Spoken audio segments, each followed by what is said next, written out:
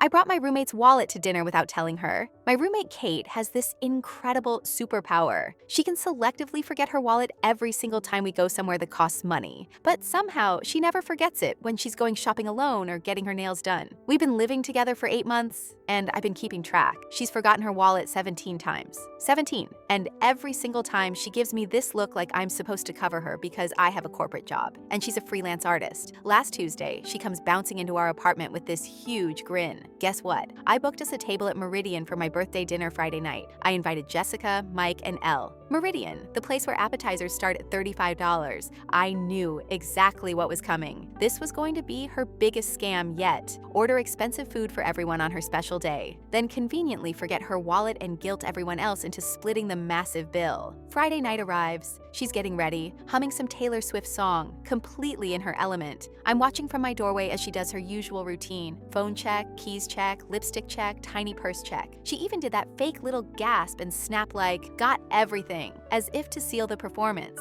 But there it was, her wallet sitting in plain sight on the nightstand, once again mysteriously excluded from the essentials. It was like watching someone rehearse a scam she's pulled off a dozen times. Wallet sitting on nightstand? Ignored. I'm just going to touch up my mascara real quick, she calls out, heading to the bathroom. That's when I made my move. I slipped into her room and grabbed the wallet. Black leather, kind of heavy actually. I could feel credit cards and cash inside. We meet everyone at the restaurant. Meridian has this whole upscale vibe. Dim lighting, fancy cloth napkins, waiters in actual uniforms. Kate is in full birthday girl mode, telling everyone to order whatever they want. It's my special day, go crazy. Jessica orders a $40 salmon. Mike gets the $55 steak. Ella goes for the lamb, which is like $60. Kate orders the seafood tower for herself, $85. We're laughing, having a good time, taking birthday photos. Kate is being the perfect hostess. Then the check comes, $230. Kate looks at it and starts patting down her tiny purse, checking her jacket pockets, looking under the table. Oh my God, you guys. I am so embarrassed. I totally forgot my wallet at home. Here we go. Can someone cover me? I'll Venmo everyone back as soon as we get home. I promise. Jessica and Mike exchange glances. They're both grad students. Definitely can't afford to split a $200+ check. LA looks uncomfortable. I mean, I can put it on my card, Jessica says hesitantly. But like, I'll get everyone back, Kate insists. You know I'm good for it. Except she's not. She still owes me money from our last 3 dinners together. That's when I reach into my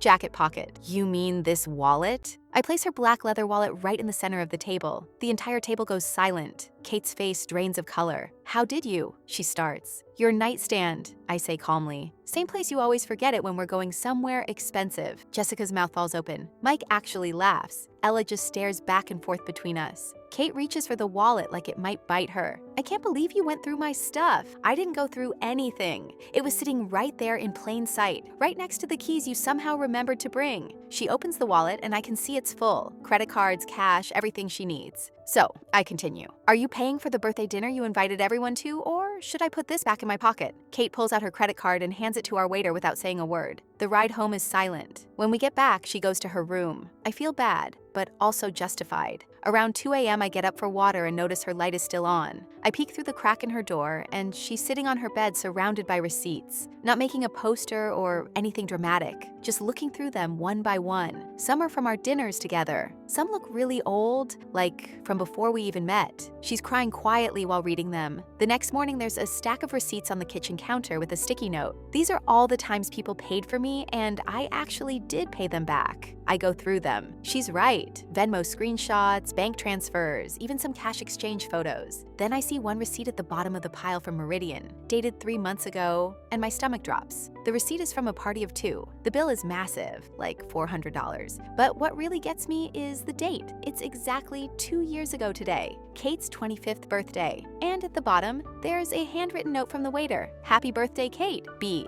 I flip it over, and there's more writing on the back in Kate's handwriting. Best birthday ever. Brian paid for everything without me even asking. This is what it feels like to be taken care of. I stand there in our kitchen, holding this receipt, and suddenly everything clicks into place. This wasn't about being cheap or scamming friends. This was about recreating a feeling, a dynamic, the feeling of being with someone who just took care of things without her having to worry about money. I know who Brian is or was. Kate mentioned him exactly once about 3 months after we moved in together. We were watching some romantic movie, and she made an offhand comment about how her ex used to surprise her with expensive dinners all the time, and how she missed that. I remember thinking it was kind of shallow at the time, but now looking at this receipt with her handwriting on it, I realized it wasn't about the money. It was about feeling valued, cherished, like someone thought she was worth spending on. And here's the thing, Brian was loaded, like tech startup money loaded. Kate showed me pictures once briefly, him in a suit getting out of a Tesla, them at some charity gala, a vacation in the Maldives. She worked as a freelance artist back then too, but she never had to worry about money because Brian just covered everything. Rent, groceries, dinners, trips, everything. And she got used to it. Got used to someone else just handling the financial side of things while she focused on her art. Then they broke up. Kate never told me why, just that it ended badly. And suddenly, she's living in our modest apartment, splitting a $200 rent, having to think about grocery budgets and utility bills for the first time in years. I feel like absolute garbage now. Like I just publicly humiliated someone for being traumatized by a breakup. But also, I'm still kind of mad because even if I understand where it's coming from, she's still been manipulating our friends. Jessica barely makes minimum wage. Mike is on student loans. And Kate has been making them pay for her meals while she's got hundreds in her wallet. I don't know what to do with this information. Do I apologize? Do I bring it up? I'm standing there with this receipt in my hand when Kate walks into the kitchen. She's in her pajamas, eyes red from crying. She sees what I'm holding and just freezes. I found it, I say quietly. She nods, not looking at me. I was trying to make it feel like my life wasn't falling apart, she says. Her voice is hoarse.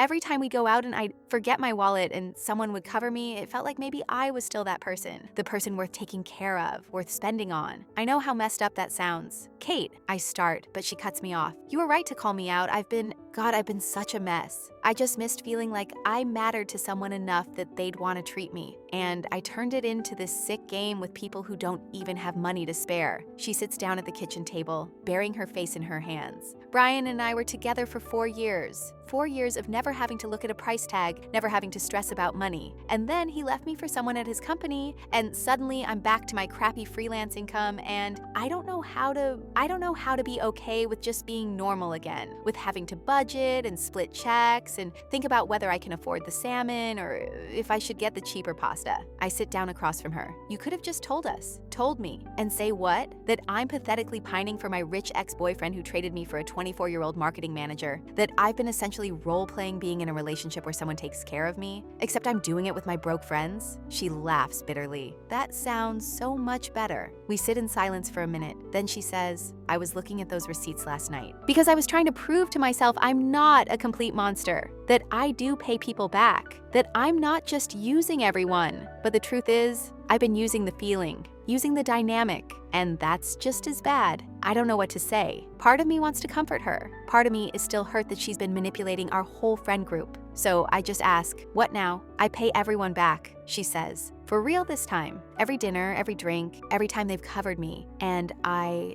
need to get therapy or something, because this isn't normal. Missing someone so much that you recreate toxic patterns with your friends. She goes back to her room and I hear her making phone calls. First to Jessica, then Mike, then Elle. I can't hear exactly what she's saying, but I hear her crying multiple times. Later that afternoon, my phone buzzes. It's Jessica. Did Kate call you? She called me, said she's Venmoing me back for literally every time she's forgotten her wallet. Plus interest, I'm like $300 richer RN. What happened? I don't know how to explain it, so I just say Kate's going through some stuff and leave it at that. Over the next week, Kate and I barely speak. She moves around the apartment like a ghost. She's home more often, not going out. I noticed she started cooking her own meals instead of ordering delivery. She's wearing less makeup. It's like watching someone try to become a different person overnight. Then one night, about 2 weeks after the Meridian incident, I come home and find her going through her closet. There are clothes everywhere. What are you doing? I ask. She doesn't turn around. Getting rid of everything Brian bought me, everything from that time. I can't keep holding on to that version of myself. She's got tears streaming down her face as she shoves designer dresses into trash bags. A Burberry coat, Louboutin heels, a Gucci purse. Thousands of dollars worth of clothes. Kate, you don't have to. Yes, I do, she interrupts. Every time I wear this stuff, I'm pretending I'm still her. The girl who didn't have to worry about money, the girl who was worth expensive dinners and surprise vacations. But that's not real. That was never real. Brian didn't love me. He liked having a pretty accessory who did art as a cute hobby. And I liked not having to be a real person with real problems. She's right about one thing. She does need therapy, but watching her purge her entire closet feels extreme. What are you going to wear? I ask. She laughs, still crying. I don't know. Normal people clothes, stuff from Target, whatever I can actually afford on my freelance income instead of living in denial. I help her carry the bags to her car. She's donating it all. On the drive to Goodwill, she's quiet. Then she says, "I'm sorry for everything, for making you the bad guy when you were just trying to have reasonable boundaries, for manipulating our friends, for turning my breakup into everyone else's problem." "I'm sorry too," I say, "for embarrassing you in front of everyone. I could have handled that better." She shakes her head. "No, I needed that. I needed someone to actually call me on my bullshit instead of just enabling it, because they felt bad for me." We drop off the clothes, and on the way back, she asks if I want to get coffee. My treat, actual treat, with my actual money. We sit in this little cafe, and she tells me the full story about Brian, how they met at an art gallery where she was showing some pieces, how he swept her off her feet with grand gestures and expensive dates, how he convinced her to quit her part-time jobs and focus on art full-time because he'd take care of everything else, how she slowly stopped being her own person and became an extension of his lifestyle. The worst part, she says, stirring her coffee, is I don't even know if I loved him or if I just loved not having to worry, not having to struggle. And when he left, I was so desperate to get that feeling back that I tried to make everyone else fill that role, which is insane because Jessica makes $12 an hour and I was making her pay for my $40 entrees. "Are you gonna be okay?" I ask. She shrugs. "I don't know, probably not for a while, but at least now I know what the actual problem is. I'm not mad at you for calling me out. I'm mad at myself for getting to this point." We finish our coffee and go home. Things feel different between us. Not better exactly, but more honest. That night she knocks on my door. "Hey, can I talk to you about something?" She sits on my bed and takes a deep breath. "I've been thinking about what you might have seen in my room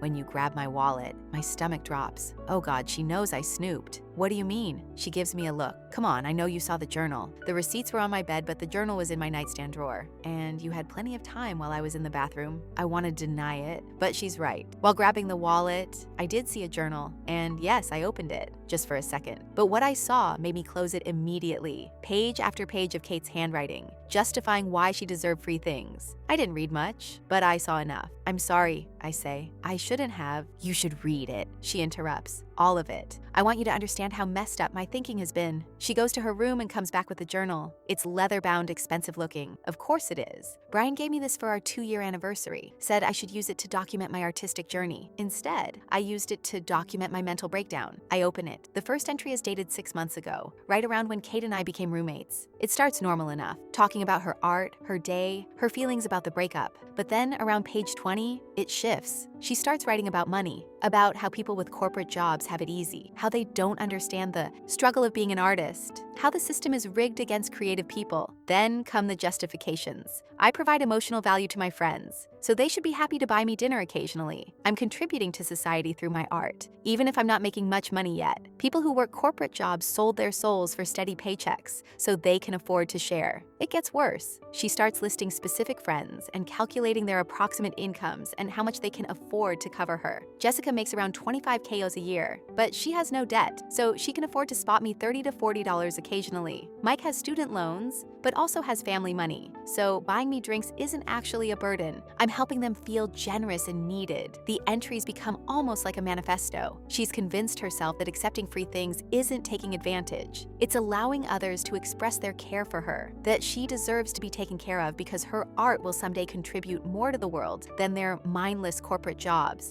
There's an entire page dedicated to me. My roommate makes probably $60K and has no idea what it's like to struggle. She judges me for forgetting my wallet, but she's never had to choose between paying rent and buying art supplies. She's never had someone take care of her like Brian took care of me, so she doesn't understand that some people are meant to be supported so they can create. I feel sick reading it. This is what she really thinks of me? Of all of us? I keep reading. The entries get darker. She starts planning the Meridian dinner specifically as a test of whether her friends really care about her. If they pay without complaint, they value her. If they hesitate, they're not real friends. It's manipulative and calculated, and so far from the bubbly artistic Kate I thought I knew. The final entry is from the night before the Meridian dinner. Tomorrow is my birthday. I'm going to see if my friends love me enough to celebrate me properly. If they do, maybe I can start to feel like myself again. If they don't, I'll know I need to find better people. People who actually appreciate what I bring to their lives. This is, I don't know what to say. Insane, Kate offers. Manipulative? Narcissistic? Yeah, I know. Reading it back now, I sound like a complete psycho. But at the time, it all made sense. I'd convinced myself I was the victim, that everyone else had it easy and I was the only one struggling, that I deserved to be compensated for my emotional labor or my artistic contributions or whatever bullshit I was telling myself that day. I closed the journal. Why are you showing me this? Because I want you to understand it wasn't personal. When I was writing about you, about Jessica, about everyone, I wasn't seeing you as real people. I was seeing you as characters in my story, the story where I'm the struggling artist who deserves to be rescued.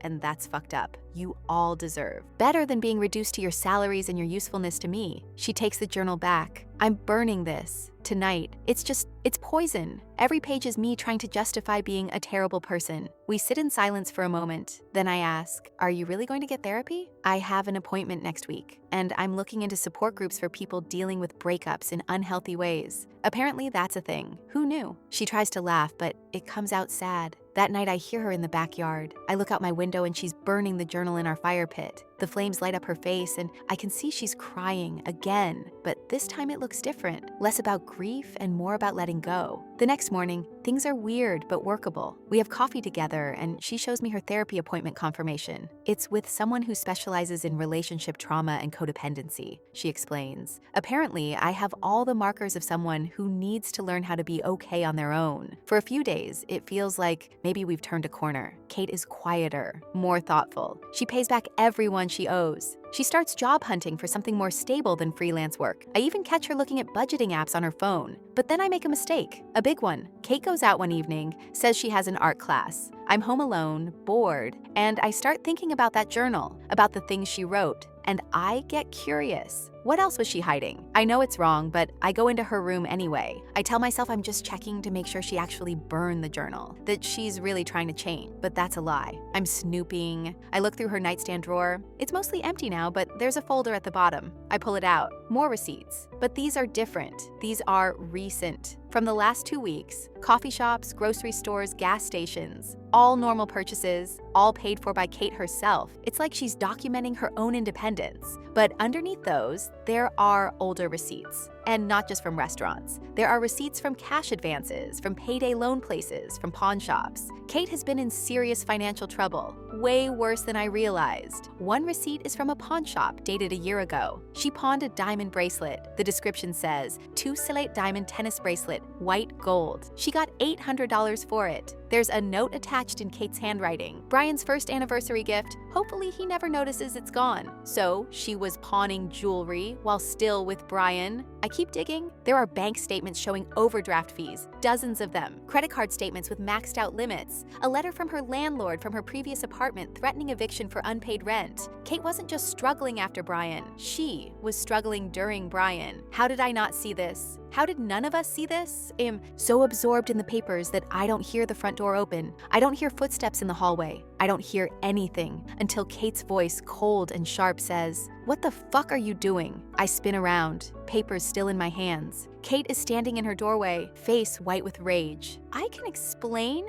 You can explain why you're going through my private financial documents? Her voice is shaking. After I just showed you my journal, after I was completely honest with you, you're still snooping. I just wanted to make sure of what? That I'm actually broke? That I'm actually as pathetic as you think I am? Congratulations, you found the evidence. She snatches the papers from my hands. You want to know what these are? These are from when Brian cut me off financially for a week because I hung out with a guy friend from art school. This is from when he overdrew my account buying himself golf clubs and didn't tell me. This is from when I had to pawn my jewelry to make rent because he decided my art wasn't worth supporting that month. Happy now? I'm speechless. Brian didn't just pay for things, she continues, voice breaking. He weaponized money. He'd give me unlimited access to his credit card and then suddenly cut me off as punishment. He'd promise to pay rent and then forget so I'd get late fees. He made me completely dependent on him and then used that dependence to control me. And when I finally left, I was so fucking buried in debt and fees and consequences that I could barely function. Kate, I didn't know. Of course you didn't know, because I was too ashamed to tell anyone. Do you know how humiliating it is to be a grown woman who can't manage her own finances because her ex-boyfriend systematically destroyed her credit and her sense of independence? Do you know what it's like to pawn your jewelry just to eat? She's crying now,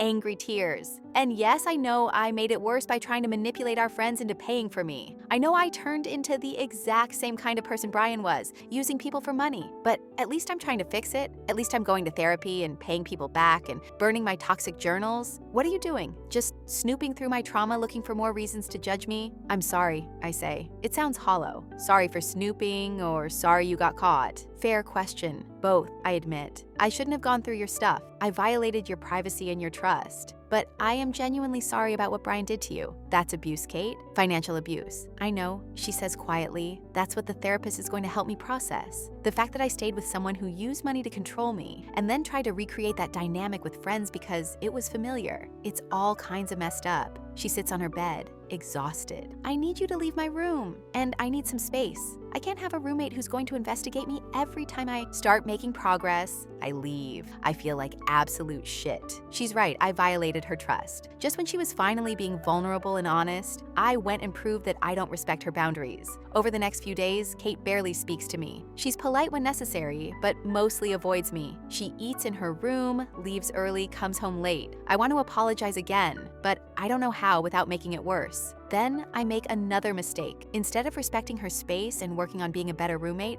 I do something petty, something I absolutely shouldn't do. But I'm mad. Mad that she wrote all those things about me in her journal. Mad that she called my job mindless and said I've never struggled. Mad that even after everything, she made me feel like the villain. So I start taking her stuff, not big stuff, just little things. She has this expensive shampoo, the one luxury item she kept after purging her closet. I start using it a lot. I take long showers, using way more than necessary, running up the water bill that she pays half of. She has groceries in the fridge, nice ones that she actually spent her own money on. Organic milk, fancy cheese, artisan bread. I eat them, not all at once, just gradually, so she might not notice right away. I use her nice coffee pods, her good olive oil, her specialty pasta. It's petty and vindictive, and I know it's wrong, but I can't seem to stop myself. I tell myself I'm just evening the score. She used our friends for free meals, I'm using her expensive groceries. Fair's fair, right? Wrong. So completely wrong. After about a week of this, Kate leaves a note on the fridge. I noticed my stuff going missing. If you're trying to get back at me, just say so.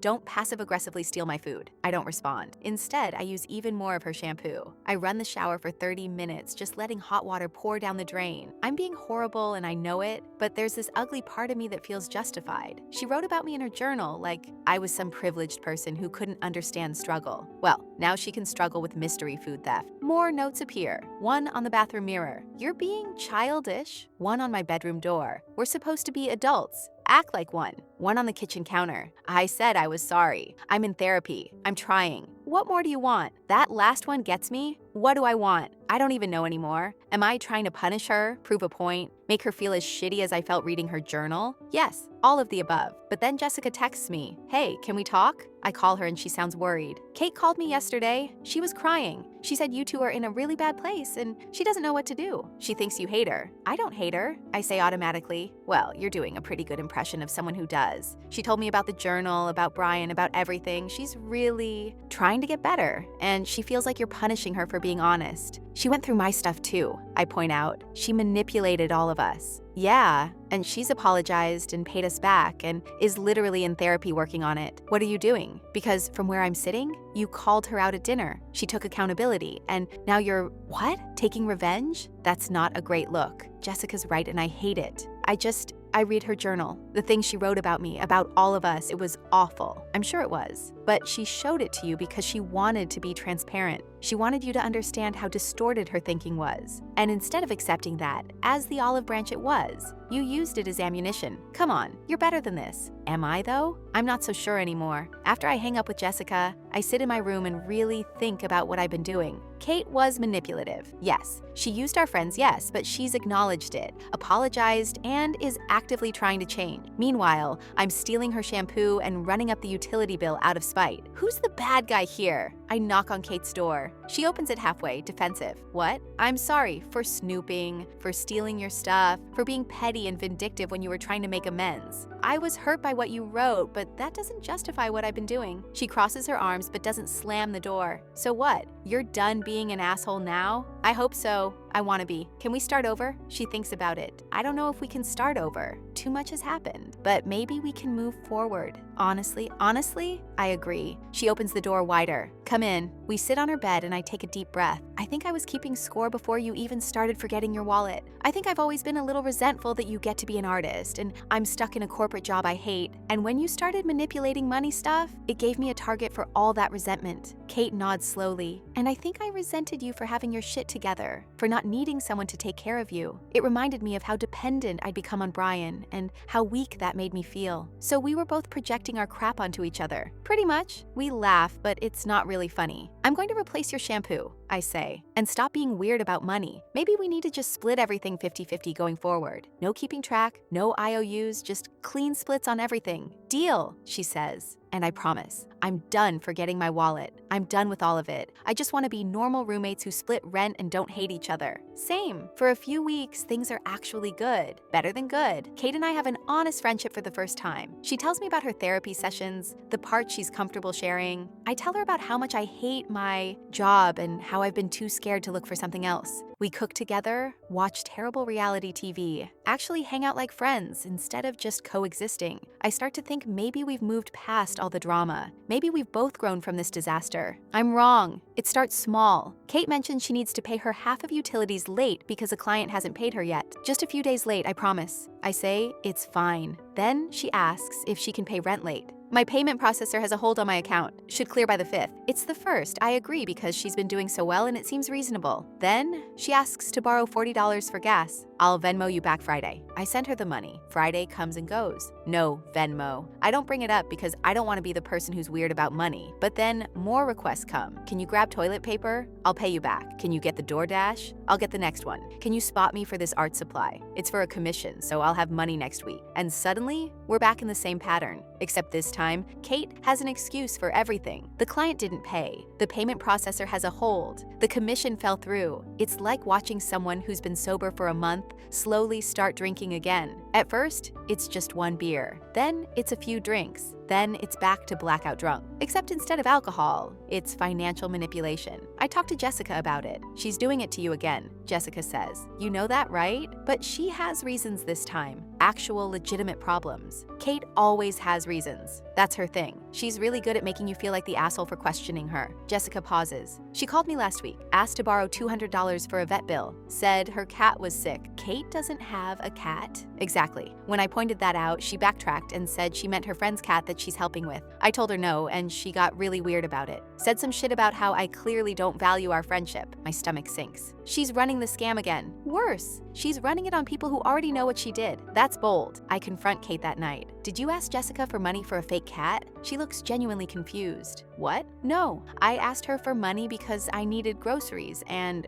was embarrassed to say that. She said you mentioned a vet bill. Oh, yeah, I might have said that. I didn't want to admit I was broke again. So you lied. I mean, I panicked, but I was going to pay her back. With what money, Kate? You can't even pay me back the $40 from 2 weeks ago. She gets defensive. I've been having a rough month. Therapy is expensive. Paying everyone back drained my savings. I'm trying, but it's hard. So, you're just going to go back to using people? I'm not using anyone. I'm asking friends for help when I need it. That's what friends do. And just like that, we're back to square one. Her justifying, me feeling crazy for questioning her. The only difference is now I know what her journal said. I know she genuinely believes she deserves this. that her art makes her special enough to be supported by others. I decide to check my own patterns. I pull up my notes app and find something I'd forgotten about, a note titled Kate Expenses. I started it 3 months ago, right around when she started forgetting her wallet regularly. I open it and feel sick. Every single thing, itemized, time-stamped, calculated, 3:15, dinner at Thai place, covered Kate, 43,318, coffee run, Kate forgot wallet, 8,322,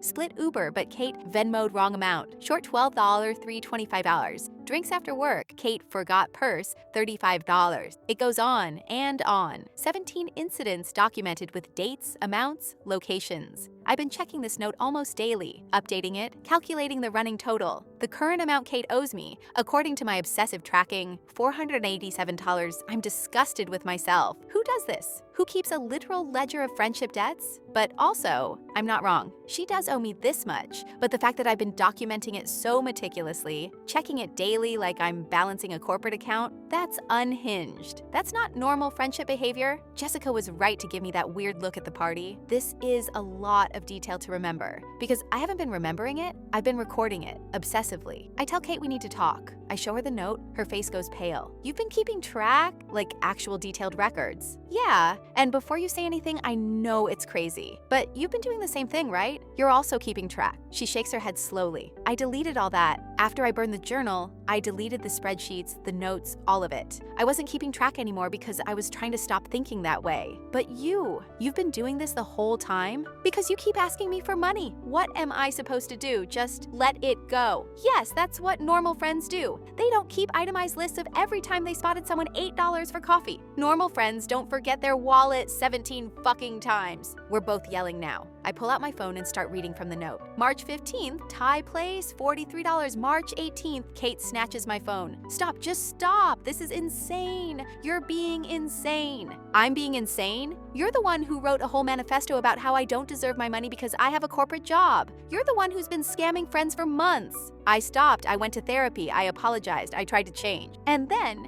you started asking me for money again within 3 weeks, with fake vet bills and convenient payment processor problems. You didn't change, you just got better at hiding it. The fight escalates. We say horrible things to each other. She calls me controlling and obsessive. I call her manipulative and entitled. Finally, she screams, "You know what? I'm done, I'm moving out. I can't live with someone who literally keeps a tab on our friendship like I'm a fucking unpaid account. Good, move out. At least then I won't have to document every time you conveniently forget to pay for shit." She goes to her room, and I hear her making phone calls. I'm shaking. This is bad, really bad. But also, I'm not backing down. Everything I said was true. She has been asking me for money. She has been making excuses. The documentation might be extreme, but the pattern is real. The next morning, Kate's packing. Jessica is helping her. They both give me cold looks when I come into the living room. "You're really leaving?" I ask. "I found a sublet," Kate says without looking at me. "I'm out by the weekend." "You're still on the lease," I point out. "I'm aware. I'll pay my half of rent through the end of the lease. Unlike what you apparently think, I do honor my commitments." Jessica turns to me. "You should probably know that Kate's been telling everyone about your psycho tracking system. Mike thought it was a joke, but yeah,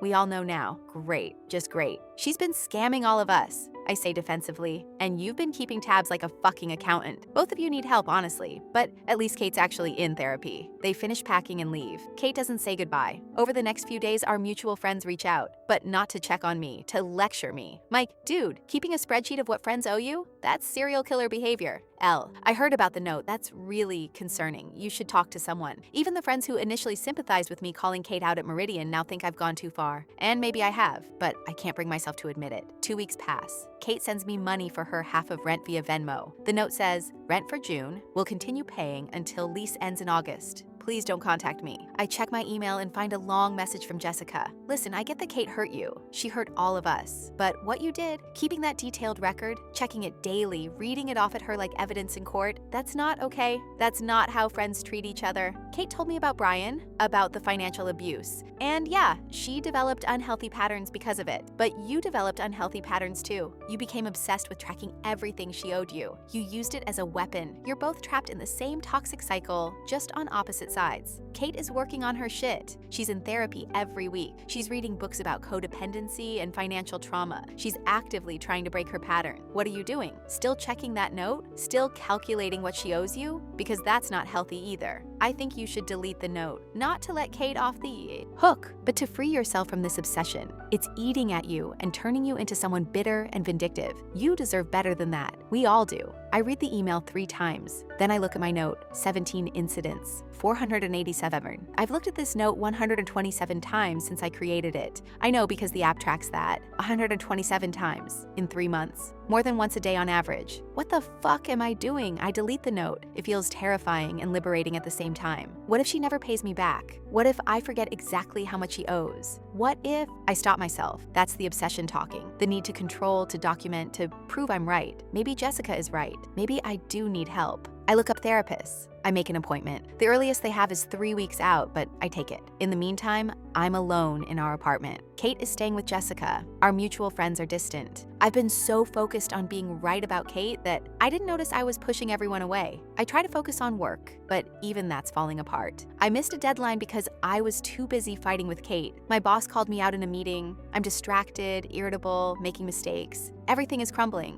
One night I'm scrolling through social media and I see Kate and Jessica at brunch. They're laughing, looking happy. The caption says, "Sunday fun day with my bestie." I feel a spike of anger. Kate's out there living her best life while I'm isolated and miserable. But then I notice the details. Kate's wearing normal clothes from Target, not designer brands. She's drinking regular coffee, not some $8 specialty latte. The food looks modest, like they split a simple breakfast. And in the comments, Jessica wrote, "Proud of you for treating. You're doing amazing." Kate treated with her own money. She's actually following through on changing, while I'm still sitting here bitter and alone. I check my Venmo. Kate's rent payment went through. I check my email. There's a message from her with the subject line, repayment plan. Inside is a simple spreadsheet. The irony isn't lost on me. It lists every friend she owes money to and a payment schedule. She's paying everyone back $50 a month until all debts are cleared. For me, it'll take about 10 months to clear the 487, but she's doing it, actually doing it. And I deleted my tracking note, so now I can't even verify if her number matches mine. I have to just trust it. That's probably the point. I reply to the email, "Thank you for this. I appreciate you honoring your commitments. I'm sorry for how things ended." She doesn't reply. July comes. Kate's July rent payment arrives on time with a note. July rent plus $50 toward debt. She's keeping her word.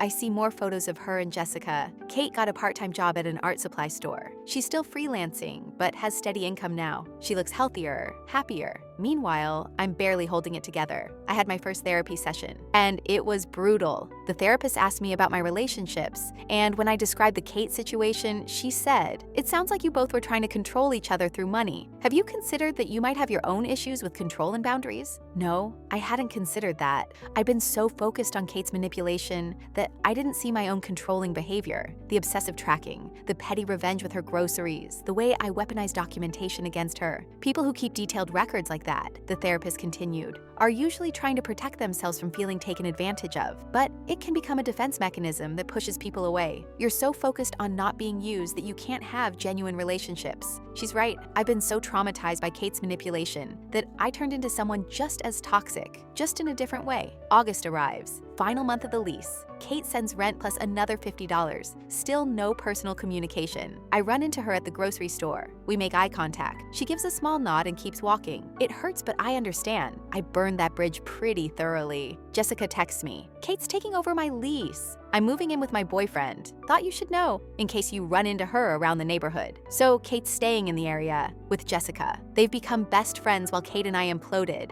I text back, "That's great. I'm happy for both of you. I mean it." Jessica replies, "For what it's worth, Kate doesn't hate you. She's just protecting herself from falling back into unhealthy patterns. Being around you was triggering for both of you. That's a kind way of saying we were toxic for each other." She's not wrong. September 1st, lease is officially over. Kate sends a final message. "Last rent payment sent. We'll continue $50 a month payments until debt is clear. Thank you for everything. I hope hope you're doing well. I want to write back something meaningful, an apology, an explanation, a request to try again. But what would be the point? We both need to move forward separately. So I just reply, received, thank you. I hope you're doing well too. And that's it. No dramatic confrontation, no tearful reunion, just the quiet end of a friendship that started with promise and ended in mutual destruction. I sit in my empty apartment. I can finally afford it on my own with Kate's departure. It's quiet, clean, organized, exactly how I wanted it, but it feels hollow. I lost Kate, I lost our friend group, I lost my sense of being a good person, all because I couldn't let go of needing to be right. I was right about the money. Kate did manipulate our friend. She did use people. She did all the things I documented so carefully, but being right didn't matter. Being right cost me everything. My therapist asked me last week, would you rather be right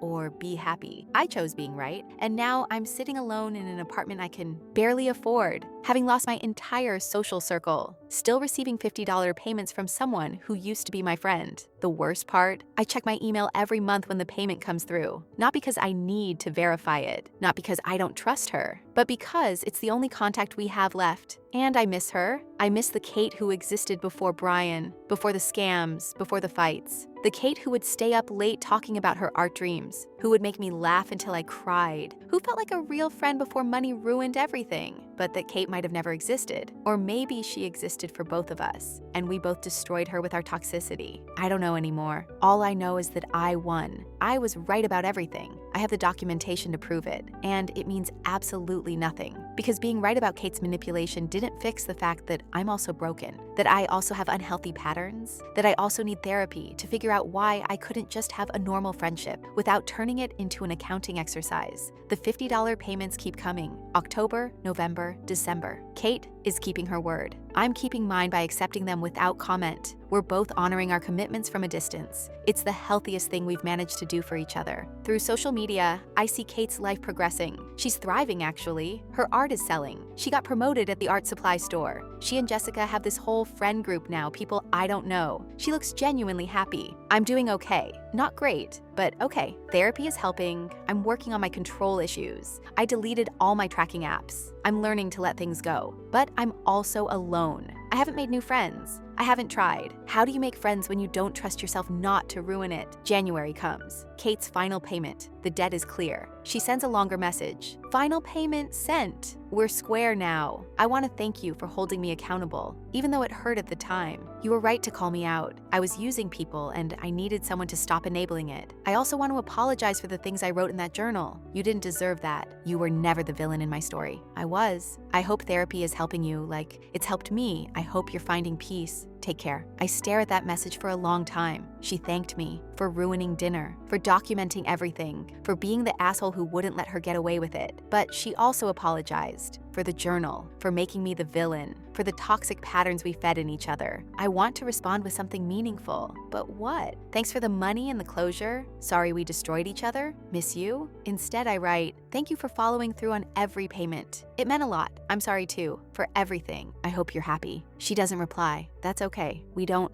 need more words. We said everything we needed to say through $50 monthly payments and years of fighting over who was more right. I close my laptop and look around my empty apartment. Kate is with Jessica now, in a friendship that doesn't involve toxic scorekeeping. She found someone who doesn't track her expenses or weaponize her past, someone who accepts her as she is while she works on getting better. And I'm here, alone in an apartment I can afford, right about everything, having won every argument. The lease ends tomorrow. I'm moving to a studio across town, starting completely fresh. No roommates, no one to keep score with, no one to prove wrong. Just me, my therapy appointments, and the lessons I learned too late. I pack the last box and take one final look at the apartment where Kate and I lived out our whole toxic cycle, where we went from strangers to friends to enemies to distant acquaintances, sending monthly Venmo payments. This is what winning looks like: an empty apartment, deleted contacts, and the certainty that I was right. I won the argument, but lost the friendship and my entire social circle in the process.